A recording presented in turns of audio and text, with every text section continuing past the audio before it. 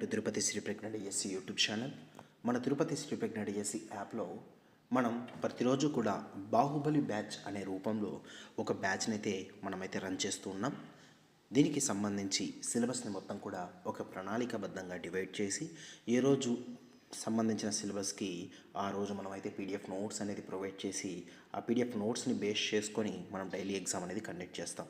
ప్రతి ఒక్కరు కూడా ఈ అవకాశాన్ని ఉపయోగించుకోండి. విత్ ఇన్ షార్ట్ టైంలో సిలబస్ మొత్తం కూడా మీరు విత్ ఇన్ టైంలో నేర్చుకోవడం మాత్రమే కాదు, దానికి సంబంధించిన బిట్స్ అనేది ప్రతిరోజు కూడా సాయంత్రం 50 మార్కులకు అనేది మీరు రాయడం అనేది జరుగుతుంది.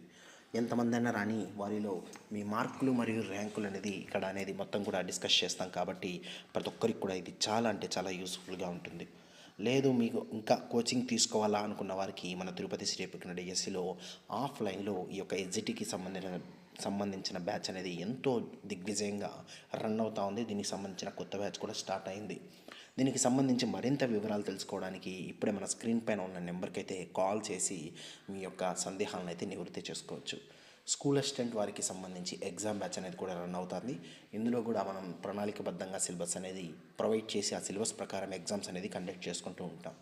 గత డిఎస్సిలో మీరు ఒక్కసారి గమనించినట్టయితే రాష్ట్రంలో ఎక్కడా లేని విధంగా దాదాపు 2000 పైగా ఆ యొక్క గవర్నమెంట్ జాబ్స్ అనేవి సాధించి ఎంతో గొప్ప విజయం అందుకున్న మన తిరుపతి శ్రీ ప్రజ్ఞకి మనమందరం కూడా థ్యాంక్స్ చెప్పుకుంటూ ఈ యొక్క వీడియోని అయితే ఇప్పుడు మొదలు పెట్టుకుందాం.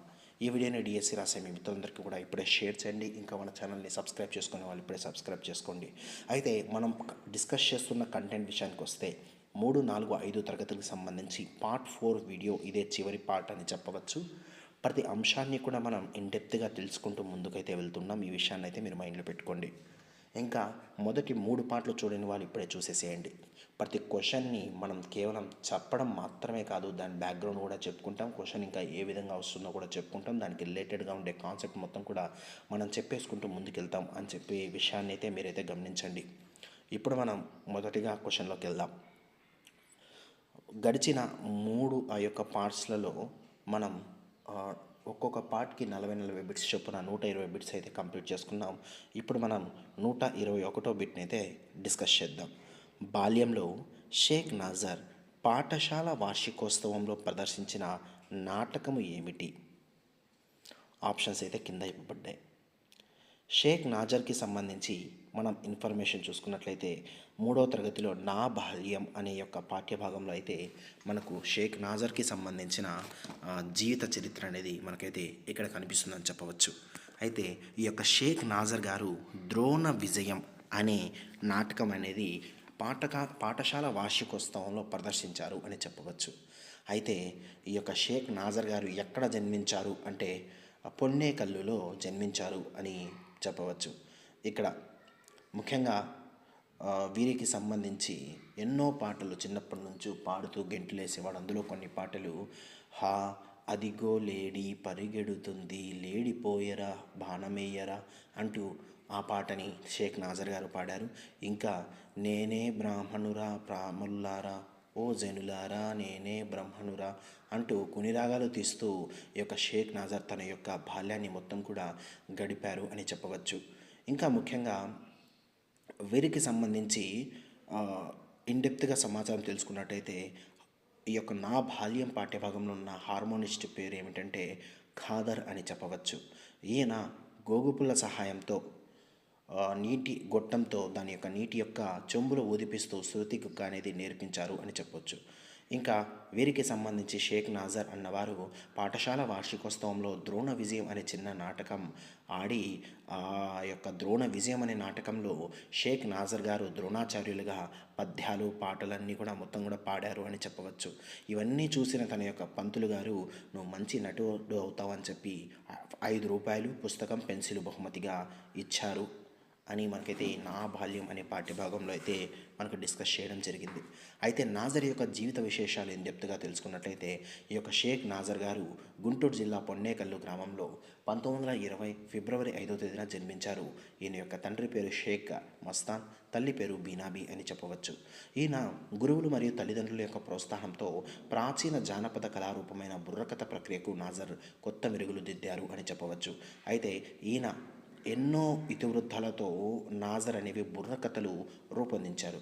అవి ఏమిటి అంటే పల్నాటి యుద్ధం కావచ్చు, వీరాభిమన్యు కావచ్చు, బొబ్బిలి యుద్ధం, అల్లూరి సీతారామరాజు, బెంగాల్ కరువు, ఇవన్నీ చేసిన కృషికి మన భారత ప్రభుత్వం అనేది గుర్తించి 1986వ సంవత్సరంలో పద్మశ్రీ అనే అవార్డునైతే అయితే వీరికి అందించడం జరిగింది. పద్మశ్రీ అనే అవార్డు అనే పురస్కారాన్ని అయితే ఇవ్వడం జరిగింది. ఇక్కడ ఇయర్ అనేది చాలా ఇంపార్టెంట్, 1986 గుర్తుపెట్టుకోండి.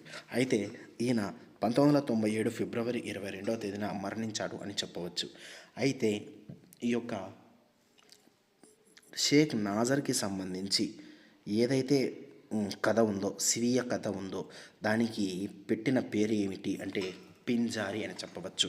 ఇది నాజర్ యొక్క స్వీయ రచన అయినప్పటికీ, స్వీయ కథ, స్వీయ చారిత్రాత్మక కథ అయినప్పటికీ షేక్ నాజర్కి తన యొక్క జీవిత కథను తానే చెప్పుకున్నట్లుగా అంగడాల రమణమూర్తి గారు వాటికి సంబంధించి రాయడం అనేది జరిగింది. అంటే ఇక్కడ షేక్ నాజర్ తన జీవిత చరిత్రను చెప్పి ఉన్నాడు, దానిని అంగడాల రమణమూర్తి గారు రాయడం అనేది జరిగింది. ఈ విషయాన్ని అయితే మీరు గుర్తుపెట్టుకోండి. ఆ తర్వాత ప్రశ్న చూద్దాం.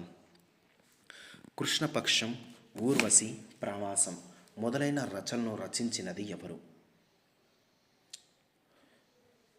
దీనికి సంబంధించి సరైన సమాధానం ఆప్షన్ 2 దేవులపల్లి కృష్ణశాస్త్రి అని చెప్పవచ్చు. దేవులపల్లి కృష్ణశాస్త్రి గారు రచించిన రచనలు కృష్ణపక్షం, ఊర్వశి, ప్రవాహం. దీనికి సంబంధించి మనం ఈ యొక్క దేవులపల్లి కృష్ణశాస్త్రి గారి గురించి కూడా మనం రాబోయే పాఠాలలో కావచ్చు, రాబోయే క్లాసులలో కావచ్చు, ఇన్డెప్త్గా అయితే ఈయనకు సంబంధించిన ఇన్ఫర్మేషన్ అయితే మనం తెలుసుకుంటాం. ఈ యొక్క దేవులపల్లి కృష్ణశాస్త్రి గారి గురించి మనం ఇన్డెప్త్గా నెక్స్ట్ క్వశ్చన్ ద్వారా మనమైతే తెలుసుకుందాం. తర్వాత క్వశ్చన్లోకి వెళ్దాం. నిజాం నిరంకుశత్వం మీద ధిక్కార స్వరం వినిపించిన కవి ఎవరు? ఆప్షన్స్ అయితే కింద ఇవ్వబడ్డాయి. నిజాం నిరంకుశత్వం మీద ధిక్కార స్వరం వినిపించిన కవి. సరైన సమాధానం ఆప్షన్ 4 దాశరథి కృష్ణమాచార్య అని చెప్పవచ్చు. ఈయన తల్లి భారతి వందనము అనే యొక్క ఈ మాసపు పాట 3వ తరగతిలో రావడం జరిగింది. దాన్ని రచించిన వారు ఈ యొక్క దాశరథి కృష్ణమాచార్య అని చెప్పవచ్చు. అయితే తల్లి భారతి వందనము అనే పాటను కూడా మనమైతే మైండ్లో అయితే పెట్టుకోవాలి. సింపుల్గా 4 లైన్లు ఇచ్చేసి ఇది ఏ పాటలో అనేది మనకు కనిపిస్తుందని చెప్పి కూడా మనకు క్వశ్చన్ అడగడానికి అవకాశం ఉంది. చూద్దాం. తల్లి భారతి వందనం, మే ఇల్లే మానందనం, మేమంతా నీ పిల్లలం, నీ చల్లని ఒడిలో మల్లెలం, చదువులు బాగా చదివేదమ్మా, జాతి గౌరవం పెంచదమ్మా, తల్లిదండ్రులను గురువు దేవలను ఎల్లవేళలా కొలిచెదనమ్మ, కులమత భేదం మరిచెదము, కలతలు మాని మెలిగెదము, మానవులంతా సమానమంటూ మమతను సమతను పెంచెదము, తెలుగు జాతికి అభ్యుదయం, నవభారతకి నవోదయం, భావి పౌరులం మనం మనం, భారత జనులకు జయం జయం. ఈ యొక్క పాటను రచించిన కవి ఎవరంటే దాశరథి కృష్ణమాచార్యులు అని చెప్పవచ్చు. ఈయనకు సంబంధించిన ఇన్డెప్త్ సమాచారాన్ని తెలుసుకున్నట్లయితే నిజాం నిరంకుశత్వం మీద ధిక్కార స్వరం వినిపించిన కవి ఇతను. నిజాం రాచరికం నుండి తెలంగాణ విమోచనకు మేలుకొలుపుకు పాడినారు అని చెప్పవచ్చు. అయితే ఈయన పద్యాన్ని పాటని కూడా రెండింటిని కూడా సమానంగా నిర్వహించారు అని చెప్పవచ్చు. ఇక్కడ ముఖ్యంగా ఈయన యొక్క రచనలు ఏమిటంటే అగ్నిధార, రుద్రవీణ, తిమిరంతో సమనం, మహాంధ్రోదయం అనేది వీరి యొక్క రచనలు. మార్ట్ అని గుర్తుపెట్టుకోండి. మహాంధ్రోదయం, అగ్నిధార, రుద్రవీణ, తిమిరంతో సమరం. అయితే ఈయనకు సంబంధించి మనం స్వీయ చరిత్ర చూసుకున్నట్టయితే యాత్రా స్మృతి అని చెప్పవచ్చు. ఈయన ఆంధ్రప్రదేశ్ ప్రభుత్వం యొక్క ఆస్థాన కవిగా కూడా ఉన్నారు. తర్వాత ప్రశ్న చూద్దాం. తెలుగు కవిత్వానికి ఒక మలుపు తిప్పిన రచన అయినటువంటి మహాప్రస్థానం యొక్క కర్త ఎవరు అని చెప్పి మనకైతే క్వశ్చన్ ఇవ్వడం జరిగింది. దీనికి సరైన సమాధానం శ్రీశ్రీ అని చెప్పవచ్చు. శ్రీశ్రీకి సంబంధించి 3వ తరగతి ఏముంది పాఠం అంటే తెలుగు తల్లి. తెలుగు తల్లికి సంబంధించి మనం ఇన్ఫర్మేషన్ చూద్దాం. దీనికి సంబంధించి ఇది ఒక గేయం. ఈ గేయంలో ఉన్న గేయ పంక్తులు అయితే మనం నేర్చుకోవాల్సి ఉంటుంది. సింపుల్గా మనకైతే క్వశ్చన్ డెప్త్గా అడిగితే మనం ఈజీగా అయితే ఆన్సర్ చేయవలసి ఉంటుంది. చూద్దాం ఈ యొక్క గేయంలో ఉన్నటువంటి పంక్తులు. అదేవో తెలుగు తల్లి అందాల నిండు జాబిల్లి, ఆనందాల కల్పవల్లి అదే నీ తెలుగు తల్లి. పదవోయి తెలుగోడ అదే నీ తెలుగు మేడ, సంకెళ్ళు లేని నేల సంతోష చంద్రశాల. కనవోయి తెనుగురేడ అదే నీ అనుంగు నేల, అదిగో సుదూరు నేల చెనవోయి తెలుగు వీర. పదవోయి నిర్భయంగా పదవోయి నిశ్చయంగా కదలవోయి ఆంధ్ర కుమార. నిద్ర వదలవోయి నవయుగం నిర్మింపగ సాగవోయి కదలవోయి ఆంధ్ర కుమార. ఈ యొక్క గేయంతో ఈ యొక్క శ్రీశ్రీ గారైతే ఈ యొక్క రచన అయితే చేశారు అని చెప్పవచ్చు. అయితే ఈ యొక్క శ్రీశ్రీకి సంబంధించి ఇన్డెప్త్ సమాచారం ఇంకా మనం తెలుసుకున్నట్లయితే, శ్రీరంగం శ్రీనివాసరావు గారు శ్రీశ్రీగా బాగా ప్రచురమైతే చెందారు. అయితే ఈయన కేవలం మహాకవి, అభ్యుదయ యుగకర్త, కథకులు, నాటకకర్త, విమర్శకులు, అనువాదకులు, ఇవన్నీ కూడా చెప్పవచ్చు. అయితే ఈయన రచించినటువంటి రచనలో మహాప్రస్థానం అనే రచన ఒక మలుపు తిప్పిన, తెలుగు కవిత్వంలోనే మలుపు తిప్పిన రచన అని చెప్పవచ్చు. అయితే ఈయన రాసినటువంటి ఇంకా కొన్ని రచనలు చూసుకున్నట్టయితే మరో ప్రస్థానం, ఖడ్గ సృష్టి అనేవి ఇతర రచనలు. అయితే ఈయన యొక్క స్వీయ చరిత్ర పేరు ఏమిటంటే అనంతం అని చెప్పవచ్చు. తర్వాత ప్రశ్న చూద్దాం. ఈ క్రింది పాఠ్యాంశాలను వాటి ఇతివృత్తాలతో జతపరచండి. ఇక్కడైతే కొన్ని అయితే ఆప్షన్స్ ఇవ్వడం జరిగింది. ఇక్కడ తెలుగు తల్లి గురించి ఇచ్చాడు. తెలుగు తల్లి అనేది దేశభక్తి అనే ఇతివృత్తంతో అయితే ఇది కావడం జరిగింది. మర్యాద చేద్దాం అనేది హాస్యం అనే ఇతివృత్తంతో కావడం జరిగింది. మంచి బాలుడు అనేది సహానుభూతి అనే ఇతివృత్తంతో కావడం జరిగింది. నా బాల్యం అనేది కలలు అనే ఇతివృత్తంతో రావడం అయితే జరిగింది. తర్వాత ప్రశ్న చూద్దాం. ఈ కింది పాఠ్యాంశాలను వాటి ప్రక్రియలతో జతపరచండి. ఈ అంశాలైతే మీరు గమనించినట్లయితే, ఒక పాఠం ఇస్తే ఆ పాఠానికి సంబంధించిన ప్రక్రియ, నేపథ్యం మరియు దానికి సంబంధించిన ఇతివృత్తం, కవికి సంబంధించిన ఇన్డెప్త్ సమాచారం, ఆ పాఠంలో ఉన్నటువంటి పాత్రల మధ్య జరిగినటువంటి సంభాషణలు, ఇవన్నీ కూడా చాలా ఇంపార్టెంట్. ఈ విషయాన్ని అయితే మీరు మైండ్లో పెట్టుకోండి. ఇక్కడ ఈ కింది పాఠ్యాంశాలను వాటి ప్రక్రియలతో జతపరచండి అని చెప్పి ఇవ్వడం జరిగింది. చూద్దాం. పొడుపు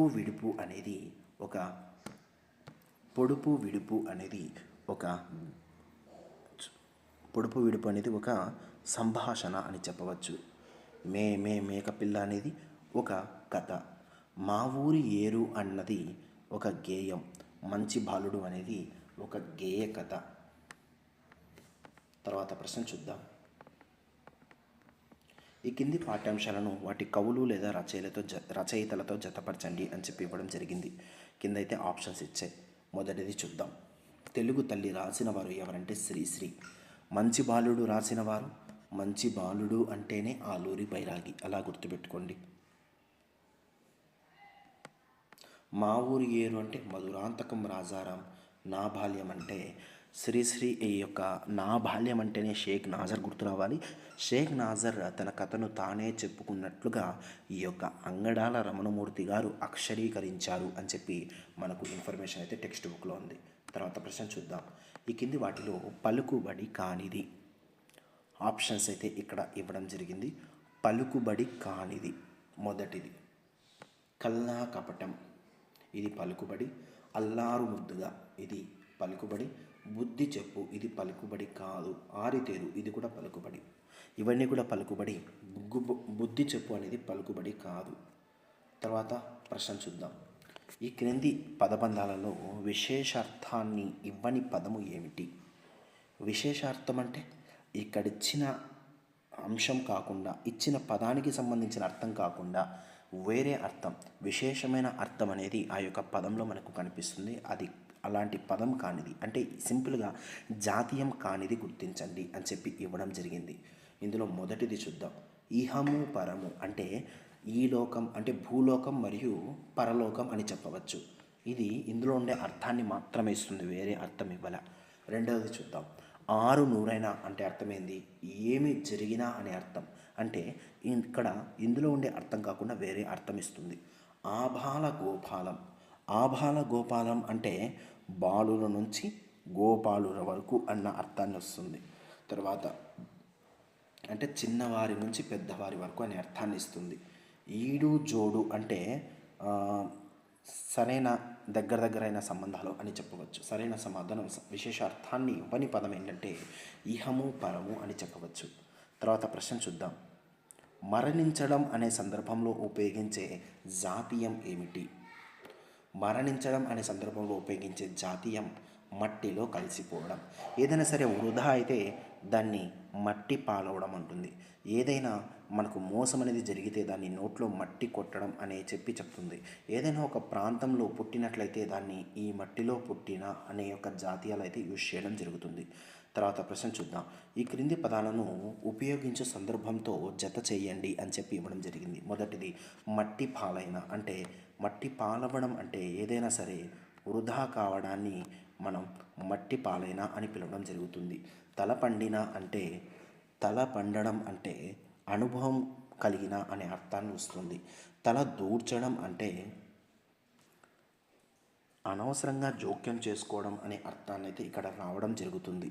మన్ను తిన్న పాము అంటే కదలక మెదలక అనే అర్థాన్ని అయితే ఇక్కడ ఇవ్వడం జరుగుతుంది. తర్వాత ప్రశ్న చూద్దాం. ఆంగ్లంలో పుల్ స్టాప్కు తెలుగులో గల పేర్లలో లేనిది. పుల్ స్టాప్ అంటే ఇలా ఒక వాక్యం ఉంటుంది, వాక్యం చివర అది పూర్తి అయి ఉంటుంది, దాన్ని ఫుల్ స్టాప్ అని పిలుస్తారు. అయితే ఒక వాక్యం ఉంటే ఆ వాక్యంలో ఇక్కడ వాక్యం చివర ఎండ్ అయిందంటే దానిని వాక్యం అంత బిందువు అంటారు, అంటే వాక్యాంత బిందువు అంటారు. ఇది పూర్తిగా విరామం ఇవ్వాలి కాబట్టి పూర్ణ విరామం అని పిలుస్తారు. కాబట్టి సరైన సమాధానం ఆప్షన్ 4 అని చెప్పవచ్చు. వాకాంశ బిందువు అంటే ఒక వాక్యంలో మధ్యలో ఉండే బిందువును వాక్యాంశ బిందువు అని అంటారు. దీనిని కామ అని కూడా అంటారు. తర్వాత ప్రశ్న చూద్దాం. చదివేటప్పుడు కొద్దిగా ఆపి చదవడాన్ని వినియోగించే విరామ చిహ్నము ఏమిటి? చూద్దాం. కొద్దిగా ఆపి చదవాల అంటే కామా వచ్చినప్పుడు మనం చదివేటప్పుడు కొద్దిగా ఆపి చదువుతాం. ఈ కామా గల మరొక పేరే వాక్యాంశ బిందువు స్వల్ప విరామం. కాబట్టి సరైన సమాధానం ఆప్షన్ 4 పైవన్నీ అని చెప్పవచ్చు. తర్వాత ప్రశ్న చూద్దాం. చెరువులో కప్పలు, చేపలు, తామరలు ఉన్నాయి. అక్కడికి జయ, జలజ, రాకేష్ వెళ్ళారు. తామరి పూలను చూసి ఆనందించారు. పై వాక్యంలో ఏ పదం తర్వాత స్వల్ప విరామాన్ని ఉంచాలి అని చెప్పి అడగడం జరిగింది. సరైన సమాధానం చూద్దాం. ఇక్కడ మొదటిగా చెరువులో కప్పల తర్వాత కామా ఖచ్చితంగా పెట్టాలా, చేపల తర్వాత కామా పెట్టాలా, తామరలు ఉన్నాయి తర్వాత పుల్ స్టాప్ పెట్టాలా. అక్కడికి జయా తర్వాత కామా, జలజా తర్వాత కామా, రాకేష్ వెళ్ళారు పుల్ స్టాప్. తామర పూలను చూసి కామా, ఆనందించారు పుల్ స్టాప్. ఇక్కడ ఉండే వాటిలో ఎక్కడ మనకు కామా పెట్టాలి అంటే చేపలు పక్కన పెట్టాలి. ఎందుకంటే తామరలు అనే మరొక పదం ఉంది.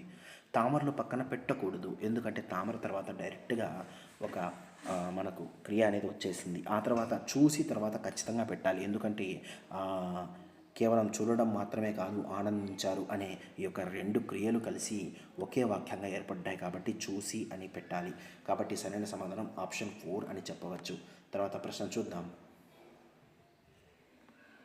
లత, నీవు ఎక్కడికి వెళ్తున్నావు? ఈ వాక్యంలో ఉండవలసిన విరామ చిహ్నాలు ఏమిటి?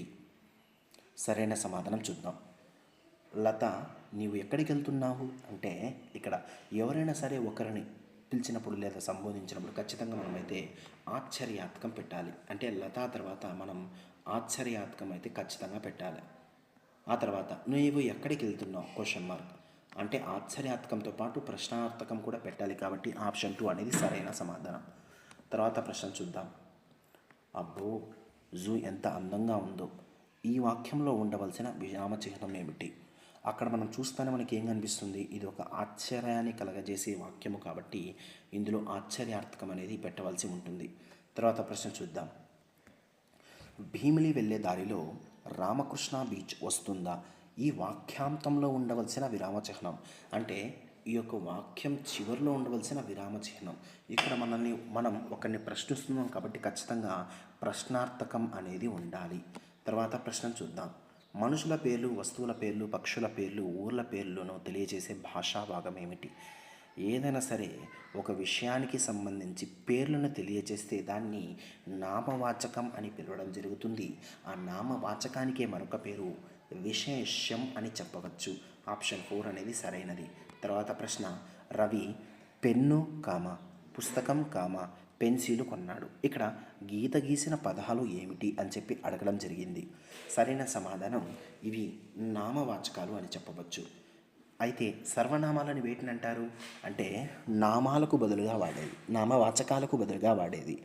నేను, మేము, నీవు, మీరు, అతడు, ఆమె, అది, అవి, వారు ఇవన్నీ కూడా సర్వనామాలు అని చెప్పవచ్చు. విశేషణాలు అంటే ఏదైనా సరే ఒక వస్తువు యొక్క గుణాన్ని తెలిపేది విశేషణం అని చెప్పవచ్చు. అందంగా, గొప్పగా, బాగా ఇవన్నీ కూడా విశేషణాలు అని చెప్పవచ్చు. అవయవాలు అంటే లింగ విభక్తి ప్రత్యయాలు శూన్యంగా కలిగినవే, లింగ వచన విభక్తి అనేవి శూన్యంగా కలిగినవే అవయవాలు అని చెప్పవచ్చు. ఉదాహరణకు మరియు, కానీ, కాబట్టి ఇవన్నీ కూడా అవయవాలు అని చెప్పవచ్చు. తర్వాత ప్రశ్న చూద్దాం. ఇక్కడిది వాటిలో భిన్నమైన పదము ఏమిటి? ఆప్షన్స్ ఇచ్చారు. మొదటిది మిసిమి, రెండవది పసుపు, మూడవది ముత్యము, నాలుగవది పులుపు. సాధారణంగా మనం గమనించినట్టయితే ఇచ్చిన ఆప్షన్స్ ప్రకారం మనకు సరైన ఆప్షన్ అంటే భిన్నమైనది ఏంటంటే పసుపు అని చెప్పవచ్చు. ఎందుకు దాన్ని పసుపు అంటారనేది సెకండ్ ఆప్షన్లో చూద్దాం. సెకండ్ క్వశ్చన్ ద్వారా మనం చెక్ చేద్దాం. 141వ క్వశ్చన్ చూద్దాం. ఎటు నుండి చదివినా ఒకేలాగా ఉండే పదాలను ఏమని పిలుస్తారు? ఎటు నుండి చదివినా ఒకేలాగా ఉండే పదాలను మనం కచ్చిక పదాలు, దీనికే మరొక పేరే భ్రమక పదాలు అని పిలుస్తారు. సరైన సమాధానం ఆప్షన్ 4. అయితే వీటికి సంబంధించిన ఎగ్జాంపుల్స్ మనం ఒకసారి చూస్తే మిసిమి, ఇలా చదివిన మిసిమీనే, ఇలా చదివిన మిసిమీనే. ముత్యము, ఇలా చదివిన ముత్యమే, ఇలా చదివిన ముత్యమే. పులుపు, ఇలా చదివిన పులుపే, ఇలా చదివిన పులుపే. కానీ పసుపు అనేది ఇలా చదివితే పసుపు, ఇలా చదివితే పుసుప అవుతుంది. కాబట్టి ఇది భిన్నమైన పదం అని చెప్పవచ్చు. తర్వాత ప్రశ్న చూద్దాం. నామవాచకానికి బదులుగా వాడే పదాలను ఏమని పిలుస్తారు? నామవాచకాలుగా బదులుగా వాడే పదాలను సర్వనామం అని పిలుస్తారు. వాటికి సంబంధించిన ఎగ్జాంపుల్స్ ఇప్పుడే నేను డిస్కస్ చేశాను. నేను, మేము, నీవు, మీరు, అవి, వారు, అతడు, ఆమె, అది అవన్నీ కూడా మనకు సర్వనామాలు అని పిలుస్తారు. తర్వాత ప్రశ్న చూద్దాం. ఈ క్రింది వాటిలో సమాన పదం కానిది ఏమిటి? ఇప్పుడు మనం డిస్కస్ చేస్తాం. సర్వనామాలు అంటే పేర్లకు బదులుగా వాడేది. మరొకసారి చూద్దాం. నేను, మేము, నీవు, మీరు, అతడు, ఆమె, అది, వారు, అవి ఇవన్నీ కూడా సర్వనామం అని చెప్పవచ్చు. కానీ ఇక్కడ కానీ అనే ఒక అవ్యవం ఇవ్వడం జరిగింది. లింగ విభక్తి వచన ప్రత్యయాలు ఇవన్నీ కూడా శూన్యంగా కలిగిన పదాన్నే అవ్యవాలు అని పిలుస్తారు. ఇవన్నీ కూడా సర్వనామాలు. మొదటిది ఇది మాత్రమే మనకు అవ్యవం అని చెప్పవచ్చు. తర్వాత ప్రశ్న చూద్దాం. నేను, నీవు, అతడు, ఆమె, మేము, మీరు, అది, అవి అనేవి ఆప్షన్స్ అయితే ఇక్కడ ఇవ్వబడ్డాయి. మొదటిది చూద్దాం. విశేషణ రూప సర్వనామాలు. ఇది కాదు,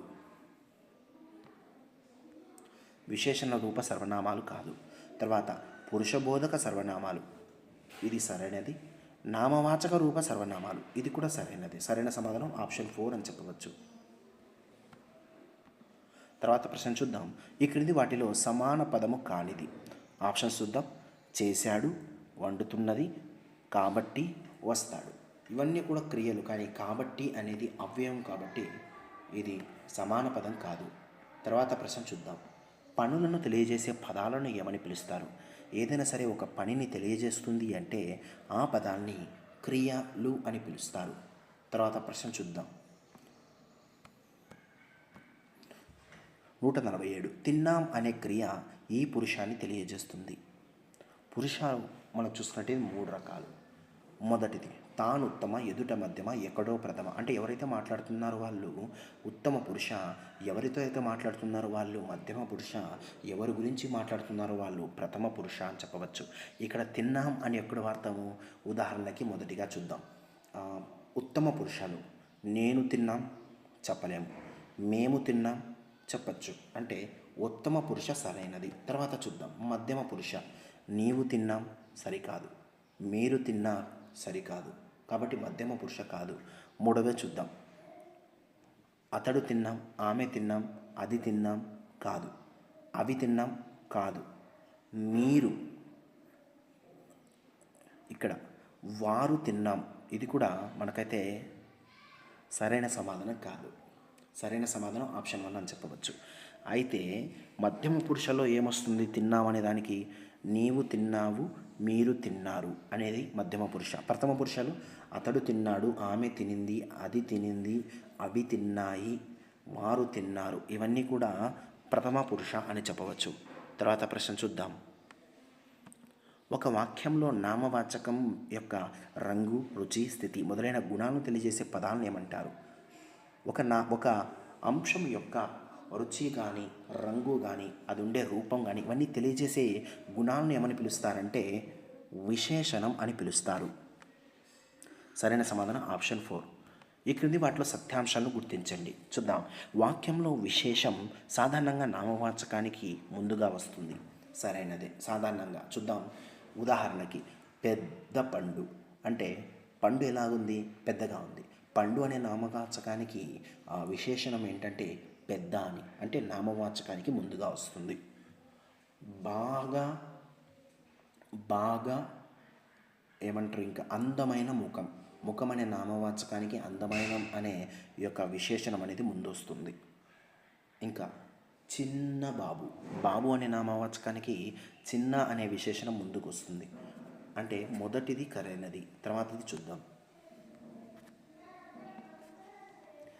చక్కని, మంచి, పెద్ద, తెలివైన, చురుకైన మొదలైనవన్నీ కూడా విశేషణాలు. ఇది సరైనదే. తర్వాత చూద్దాం. గబగబ, అందంగా, వేగంగా, చకచక ఇవన్నీ కూడా నామ విశేషణాలు కాదు. ఎందుకంటే గబగబ అనేది మనకు క్రియ ముందర వాడతారు. గబగబా పరిగెత్తాడు, ఓకేనా.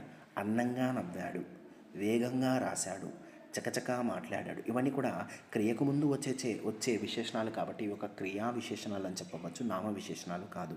తర్వాత గుణాన్ని తెలిపే పదాలు అవయవాలు అన్నారు. కాదు, గుణాన్ని తెలిపే పదాలను ఏమని పిలుస్తారు? విశేషణాలు అని పిలుస్తారు, అవయవాలు కాదు. సరైన సమాధానం 1 మరియు 2.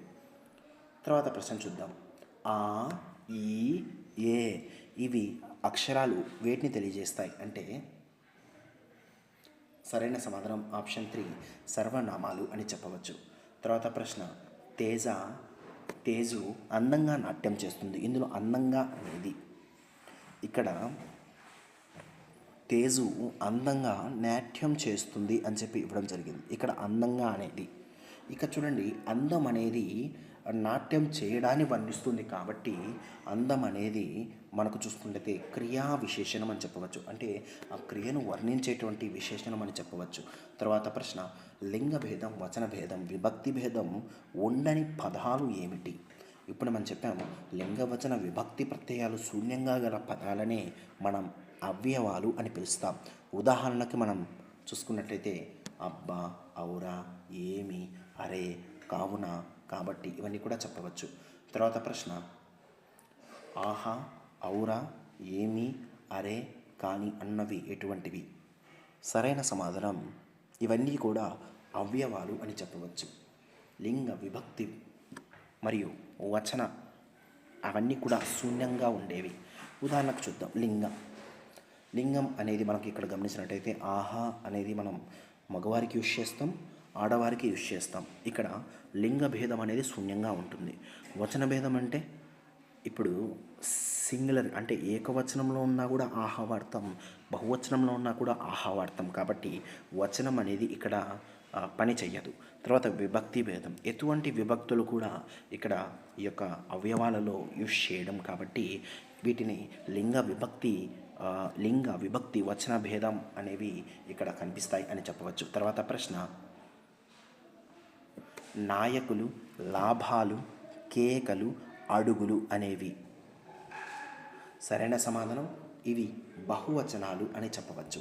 ఎందుకంటే నాయకులు అంటే బహువచనం, నాయకుడు అంటే ఏకవచనం, లాభం అంటే ఏకవచనం, లాభాలు అంటే బహువచనం, కేక అంటే ఏకవచనం, కేకలు అంటే బహువచనం, అడుగు అంటే ఏకవచనం, అడుగులు అంటే బహువచనం. తర్వాత నిత్య ఏకవచనాలు అంటే అవి ఎప్పుడు ఏకవచన రూపంలోనే ఉంటాయి, సూర్యచంద్రులు ఇవన్నీ కూడా. ఇంకా మనకి ఇన్డెప్త్గా గ్రామర్ పాయింట్ ఆఫ్ వ్యూలో చూద్దాం. నిత్య బహువచనాలు అంటే ఎప్పుడు కూడా అవి బహువచన రూపంలోనే ఉంటాయి, వడ్లు, బియ్యం ఇవన్నీ కూడా. తర్వాత ప్రశ్న చూద్దాం. ఈ కింది వాటిలో ఏకవచన పదాలు ఏమిటి? ఆప్షన్స్ అయితే ఇచ్చారు. దీనికి సంబంధించి సరైన సమాధానం మొదటి ఆప్షనే చెట్టు అనేది ఏకవచనం, కళ అనేది ఏకవచనం. చెట్లు అనే ఏకవచనానికి బహువచనమే చెట్లు, కళ అనే ఏకవచనానికి బహువచనమే కళలు అని చెప్పవచ్చు. తర్వాత ప్రశ్న చూద్దాం. ఈ క్రింది వాక్యాలను వాటి కాలాలతో జతపరచండి. మొదటిది, నానమ్మ వచ్చే సోమవారం వెళ్తుంది. అంటే వచ్చే సోమవారం గురించి ఇక్కడ చెప్తున్నారు, వెళ్తుంది అంటున్నారు కాబట్టి ఇది భవిష్యత్ కాలం. ఇక్బాల్ బంతి ఆట ఆడుతూ ఉన్నాడు అంటే ఇది వర్తమాన కాలం.